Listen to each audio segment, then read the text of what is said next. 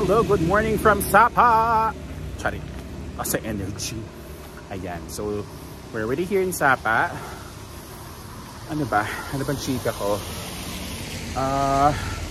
So yun, nag-book ako sa Klook for the transfer from Hanoi to Sapa. Pagod ako.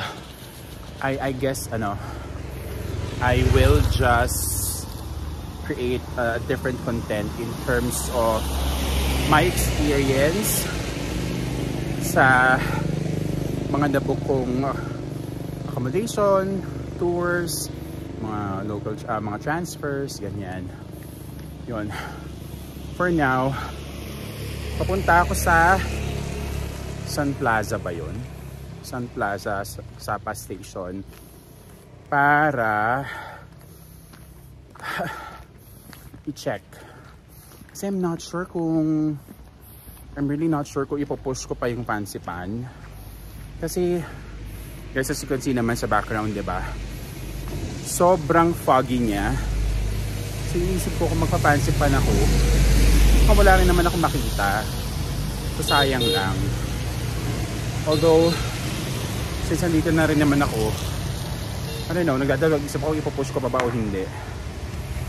Although, pwede naman bumalik dito. I guess hindi naman mawawala yung fancy pan. But, I don't know.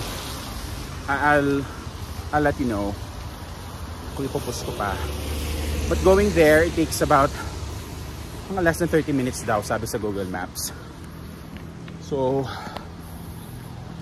on the way, siguro, magti-check na rin ako ng pwedeng makainan. There. I'll let you know when I reach the pagod ang aga-aga pa. I reach the Sapa station. Okay? Bye!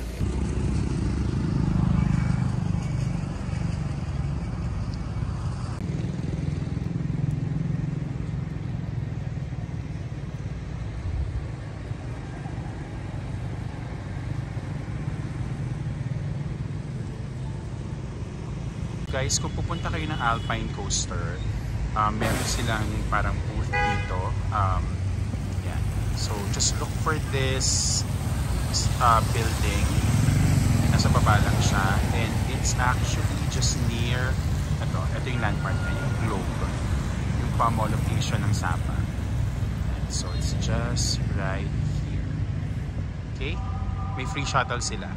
So, I'm gonna do this tomorrow.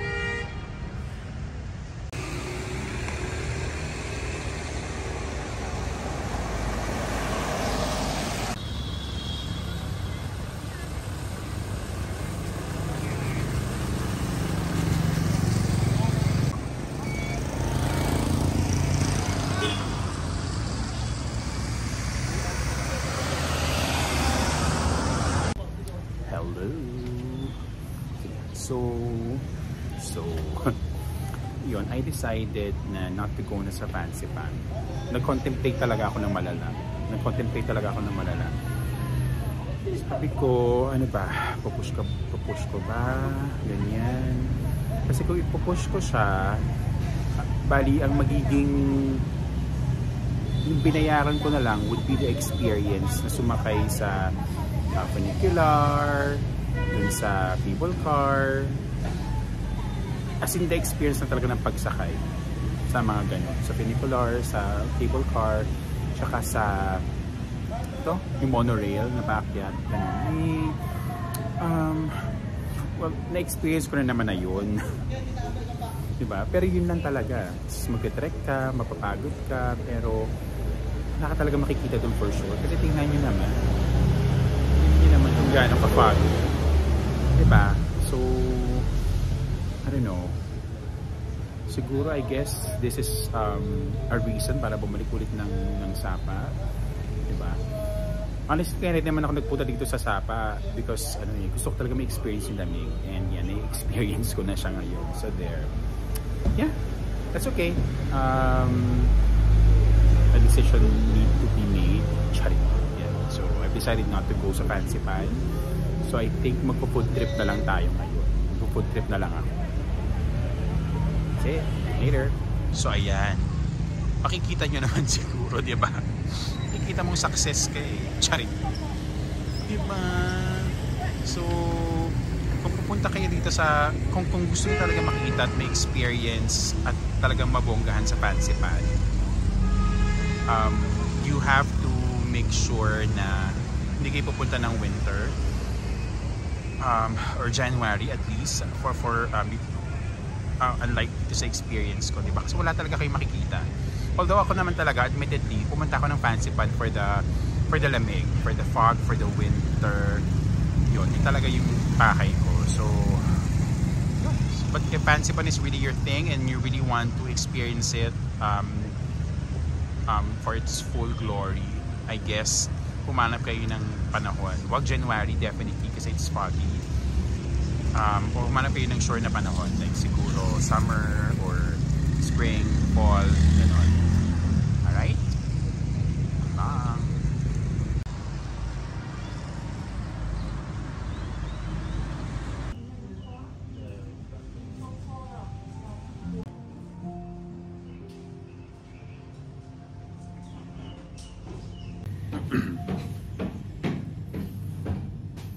So I'm trying egg coffee for the first time.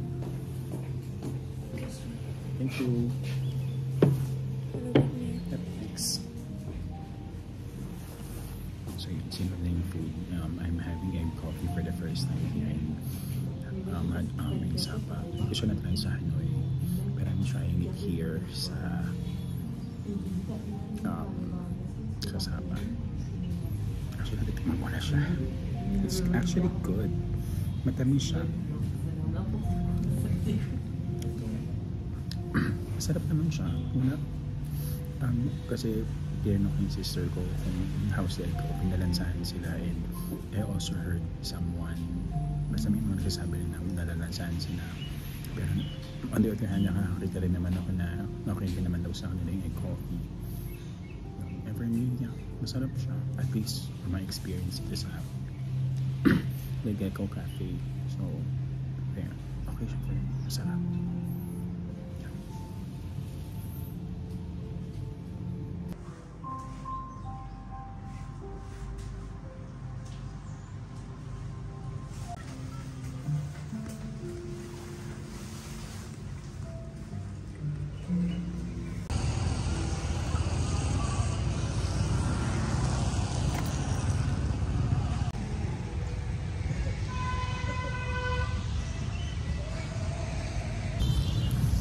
Hi! So yun, naglilibot-libot lang ako dito. Alam mo, wala ka talaga makikita dito. As in, ano mo naman, anong ganap mo dyan? Anong ganap mo sa mga ganyan? Diba? Pero I'm just really enjoying the weather here. Ini-enjoy ko lang yung lamig. Although, minsan sobrang lamig niya din talaga. So,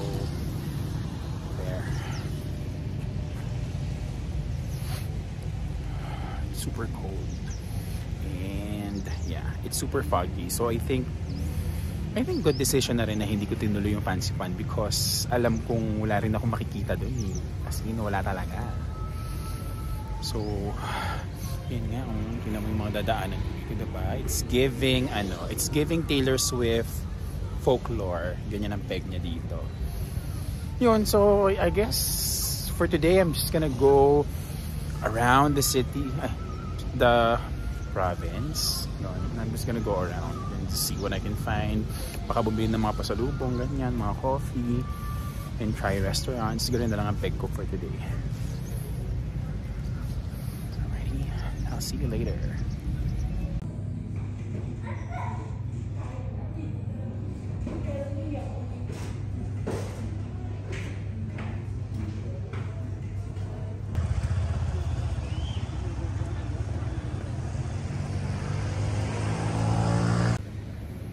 Hello. Alright. Yun.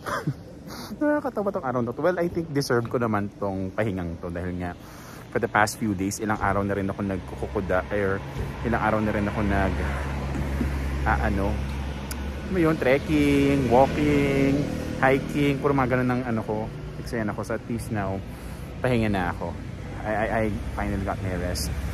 Yun, umuwi lang agad ako sa bahay, sa hostel. Tapos, higa-higa lang, ganun. Tapos kasi medyo boring. It's a slow day for me and I think I deserve that. Okay. Hold on. Ito na yung taxi ko ata.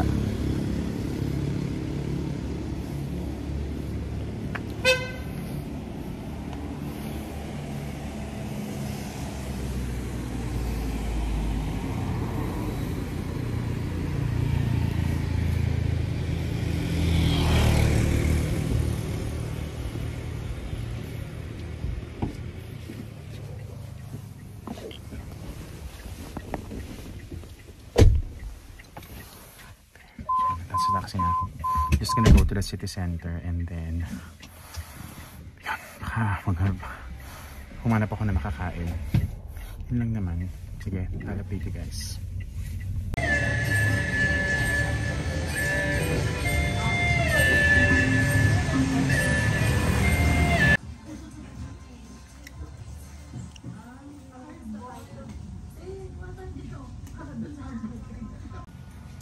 Hi guys, I'm here in Paradise Restaurant, so I'm trying their version of boncha and spring rolls. Tahimik ko siya, namihiya ako eh. Talk to you later.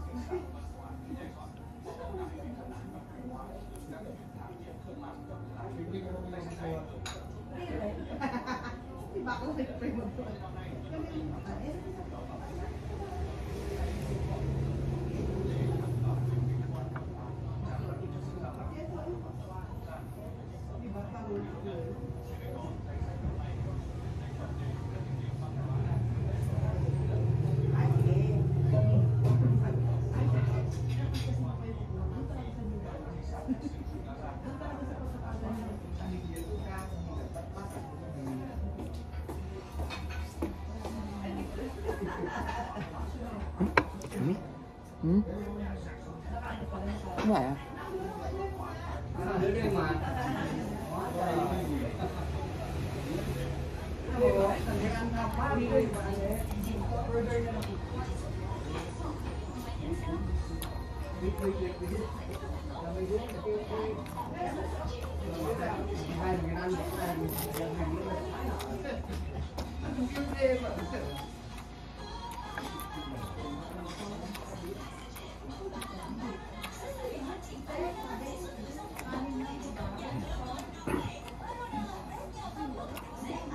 Masarap siya, but I still prefer the boncha Kim something sa Hanoi. Hi guys, morning. So update ko lang kayo, it's already my last full day here in Sapa, and tomorrow I'll be going back sa Ho Chi Minh, then diretso na rin papunta sa airport, going back to the Philippines. Now, what will happen today is I will go to Fancy Pan. Yes, so I will still go to Fancy Pan. Why? Ba't yun agad? Kasi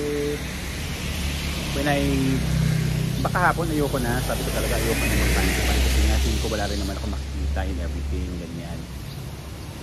Then a friend told me yesterday, sabi ko hindi na ako mag-Fancy Pan kasi wala naman ako makikita in everything, ganyan. Sabi niya sa akin, so bakit ka pa nag-Sapa? Eh, ang Fancy Pan daw ang parang pinaka-highlight ng Sapa. So, parang na-realize ko nga. So yun, so nag-book na ako. At pupunta na ako ng Fancy Pan. Then after that, I'll be going sa Alpine Coaster. Hopefully, mas pumoke yung weather kasi sobrang foggy as you can see naman sa background. And then after Alpine Coaster, I might go to saan to? Moana, if may time pa. Okay? So yun, I'm just waiting for my Grab going there. Bye! Tumata siya.